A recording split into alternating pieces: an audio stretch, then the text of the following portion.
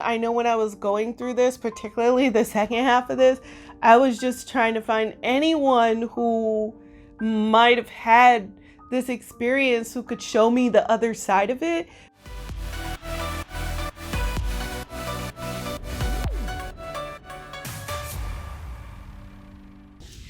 Hello again, I'm Zara, and welcome back to Reset, the Mindset Makeover Show. Here we help you build the tools you need to elevate your life, career, and income all on your own terms. Today on Reset, we're doing something a little bit different. July is Fibroid Awareness Month. Because of that, I thought I would attempt to tell my fibroid story. Now, I don't know if you could tell already, but I'm a little anxious. I've got some notes here, and that's really because this is a story that's still going on. There's a lot of things that are still happening, and honestly, it also includes a bit of, it includes a bit of trauma. It includes some really challenging experiences for me, so that's why it's still a little bit difficult for me to tell this story, but I'm here today, and I'm going to tell the story. Also, just so you guys know, this is something that I'm going to do in parts, and that's because I was first diagnosed with fibroids in 2012. And I've had, I guess I would say, challenges even before that. So for those reasons, this is going to take a bit, but today I'll be sharing part 1 of my fibroid story. Before I jump in, I realize I keep saying this word fibroid and everyone might not know what that means. Fibroids are non-cancerous growths on your uterus. And these growths typically develop during your childbearing years. In terms of symptoms and what might happen because you have fibroids, they can be completely asymptomatic, meaning your life isn't really impacted by them. You don't really notice them. And then other people can have a range of issues from excessive bleeding, to cramping, to discomfort exercising, to discomfort during sex, to frequent urination, to back pain. And then some people might also have even further issues like difficulty getting pregnant and or difficulty maintaining a pregnancy due to the fibroids. In general, there are statistics that show up to 80% of women at some point in their lives might have fibroids. But it's not actually shocking because people have known this for a long time. More urgently, particularly, is that Black women are 2 to 3 times more likely to develop fibroids in a country like the United States, where the healthcare system consistently fails us. And the result of this is that many women, multiple women, have unnecessary hysterectomies. A hysterectomy is essentially when they remove your uterus. This means that you are no longer able to carry a child. Today, there are multiple procedures and alternatives to hysterectomies. And despite this, it's still an issue facing Black women in particular in terms of the treatment they receive and the treatment that is recommended to them. For that reason, I'm not just going to tell my story, but along the way, I want to be sure to share with you guys, what did I learn from some of these experiences? What are some new things that I'm doing now to make sure I'm getting the care that we all deserve? And also, are there any things that we can do on our own to potentially alter our outcomes? Before I jump into any of that, I want to say, and when I was really, really having a hard time, this is something my doctor said to me, my latest doctor. She said to me, you know what, you didn't do this to yourself. Don't feel that way. Stop blaming yourself from this. You didn't do this to yourself. And she said that to me more than once. And it's because I constantly feel like, what did I do wrong? Is there something I should have done differently? Could I have had a different outcome? Why is this happening? So if anybody else out there is struggling with fibroids, just know that you're doing your best. You're okay. You didn't do this to yourself. Our medical system needs lots of work, and the best you can do is be armed with information, ask questions, and do what you need to do to protect your health. All right. Okay. Disclaimer. I am not a doctor. I'm just going to share my experiences and the things that have happened and the things that have happened and the advice and knowledge I've gained along the way. If you suspect you might have fibroids, if you are suffering from fibroids, if you need any help, I do recommend consulting a doctor and a medical professional to get advice and anything that you need in order to be treated. All right, so after all those disclaimers and all those things, I'm finally getting to the story. So to start, I would say basically from the time that I got my first cycle all the way up to my 20s, I always had irregular cycles, irregularities, just in my cycles in general. So I'm going to start this story in 2012.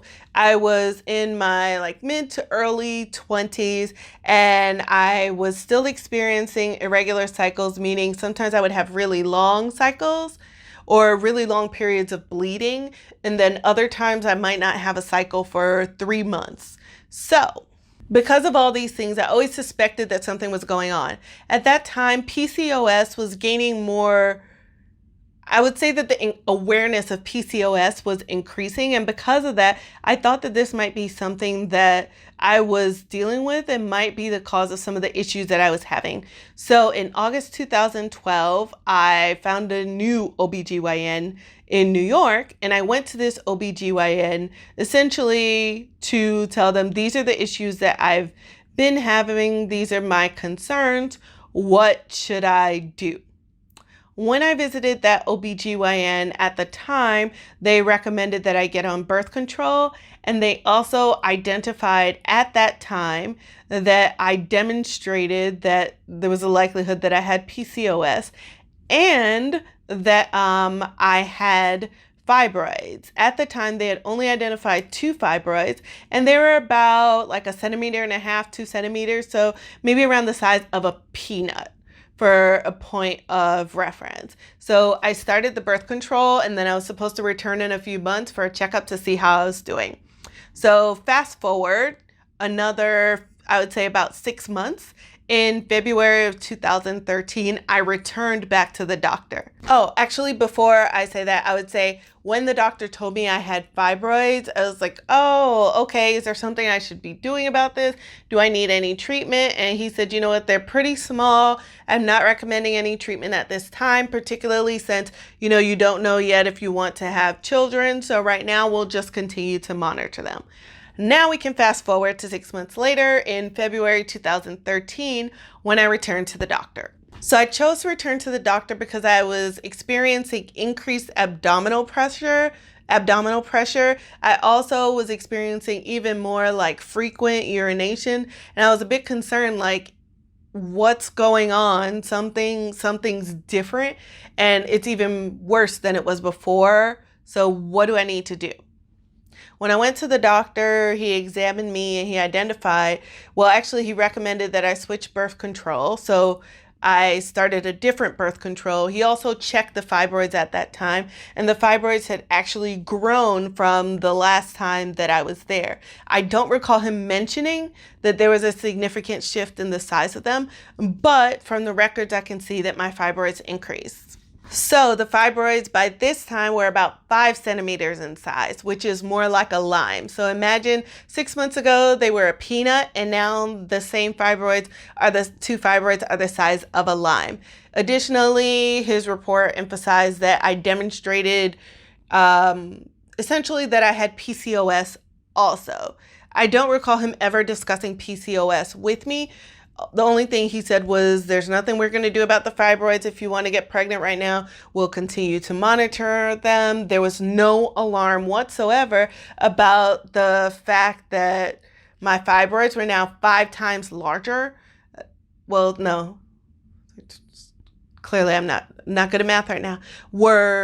They over tripled in size, essentially.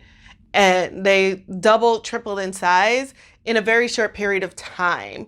And looking back, I didn't know that was the case. I just asked, what should I do about it? But looking back, I'm actually quite shocked that there was no alarm about the fact that my fibroids had changed so drastically in such a short period of time. So after this, I went back to the doctor in August 2014. So I had the same symptoms, frequent urination, pelvic pressure. I didn't really feel like the birth control was doing anything to change how I was feeling, the symptoms that I was experiencing. I wasn't sure what or if anything was going on with PCOS. Is it something I should be doing something about? What the heck is going on? So at this time, he checked my fibroids again. This time there was less of an increase in growth. So this time they were only a centimeter bigger. So it went from a lime to about the size of a large egg, but in, a larger span of time. I had made the decision to discontinue using the birth control because, like I said, it wasn't doing anything for me. So again, I asked the doctor, what should I be doing? He basically recommended nothing. I'd also like to emphasize that every time I go to a doctor, they drew blood work.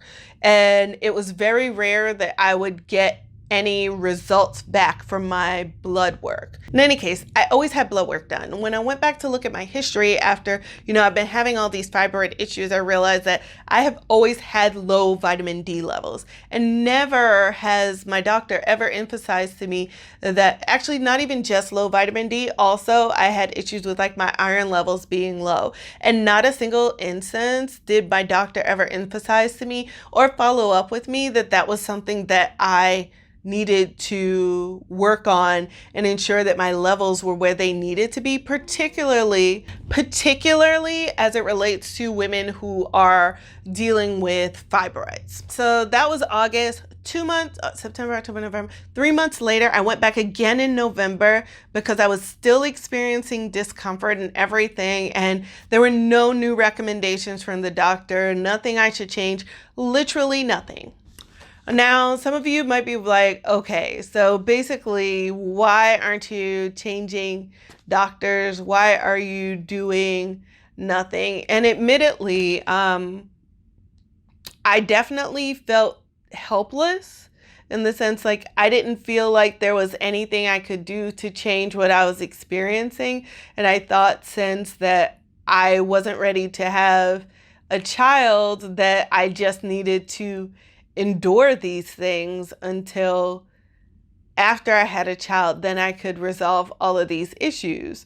And I didn't know when that would be, so I just honestly assumed that this was my life. Fast forward to June 2017. At this point, I still have all the discomfort. I am still not on birth control, but fortunately my cycles have, they have been regular, which is probably, the first time in my life that I have started to have, consistently regular cycles. Also at this time, from my records, I don't see any record from the doctor of any change in the size of my fibroids. He did, however, reference and record the change in size of my uterus, which is where the fibroids are.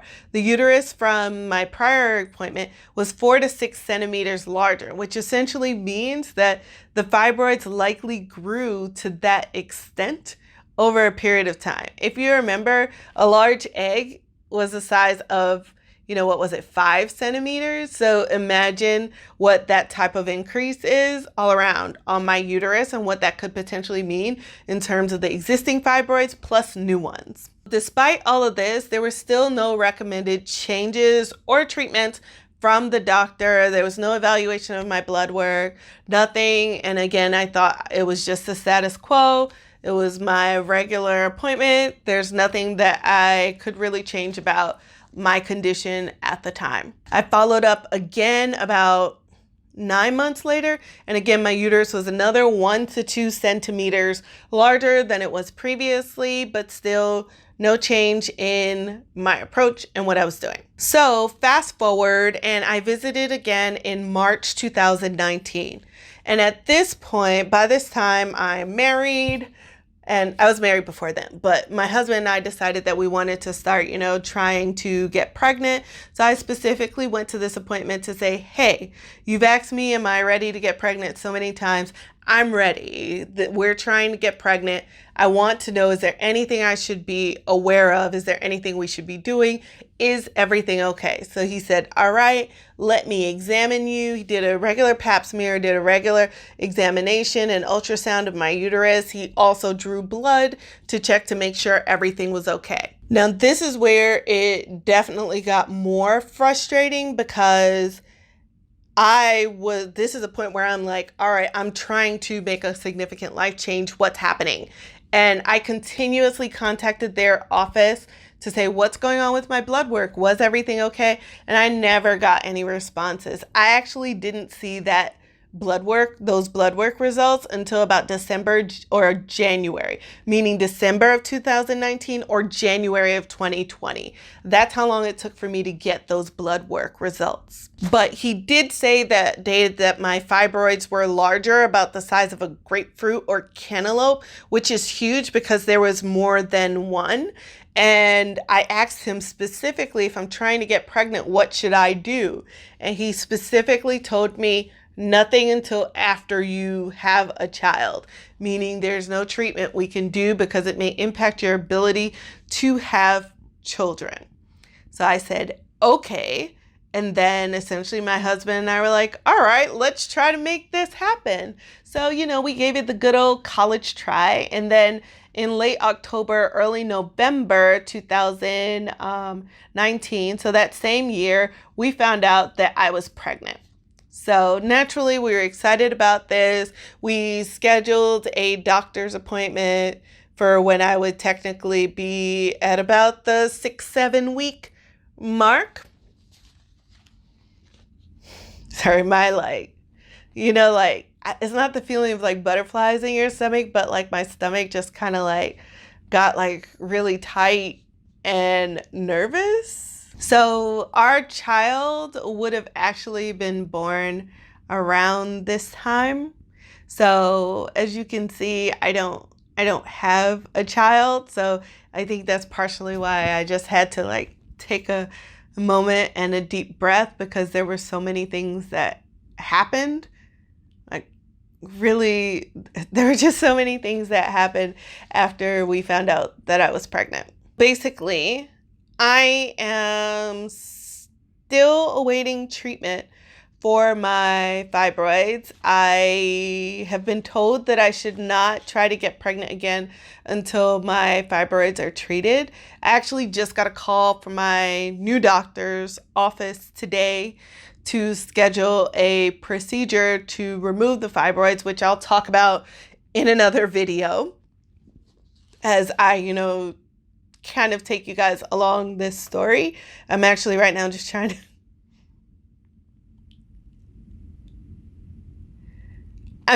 to keep it together for this video. I have to shoot another video after this, and I really it's not that I do heavy makeup, but I just need to keep it together. I was actually supposed to get the surgery done back in late January, early February, but because of the pandemic and like a plethora of other things, it didn't happen. So now we're in July and it's just potentially going to happen. All right, before we continue, sorry, this is a little tough for me. To me, if you got this far, comment below with some heart emojis. Okay, sorry about that. I had to pull it together. I'm somewhat together now, so we're going to finish this video. If you see me struggling and you want to cheer me on, leave me some heart emojis or something in the comments, and anyway. All right. In my upcoming videos, I'm going to share in the upcoming videos, I'll share what's next on my fibroid journey, the second half of this story. I'll also discuss a bit about the different treatments and why some of them weren't offered to me now. I can't really explain why they weren't offered to me previously, because to be honest, I still don't understand why none of these treatments weren't recommended to me at an earlier stage. Please, please, please check the description box. I'll include some resources if you want to learn about fibroids, find some resources to support you if you are struggling with fibroids, I'll also include some links that share the statistics about disparities in healthcare, particularly for Black women and organizations that are doing work to help bridge that gap in access and equality of healthcare for Black women in particular. All right, until next time, thank you guys so much for tuning in and not just watching, but hearing my story. I hope that hearing this story just helps you, feel a little bit less alone. I know when I was going through this, particularly the second half of this, I was just trying to find anyone who might have had this experience who could show me the other side of it, because I was just so deep in, I was really, really deep in despair. So I hope that this can connect some of us and we can, go through this journey together and support and uplift each other. Please don't forget to like, subscribe, and share this video to really help expand awareness of fibroids. And also don't forget to turn on your notifications so you can see the next part of this story. Otherwise, thanks again for tuning in. Until next time, I'm Zara, and this is Reset, the Mindset Makeover Show.